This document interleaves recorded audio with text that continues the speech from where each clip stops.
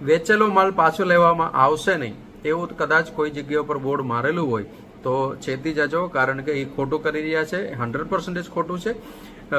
The consumer protection act 2019ના section 39 મુજબ આ પ્રમાણે કોઈ બોર્ડ કોઈ મારી નહીં શકે, કારણ કે તમે જે લેવામાં આવેલા જે કોઈ પણ વસ્તુ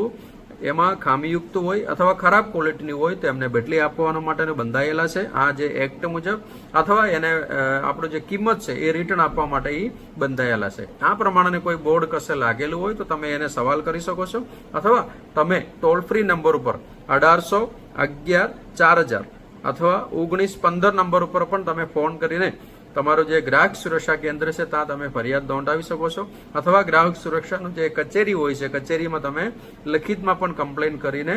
તમને થતું જે આ અન્યાય સામે તમે ફરિયાદ કરી શકો છો.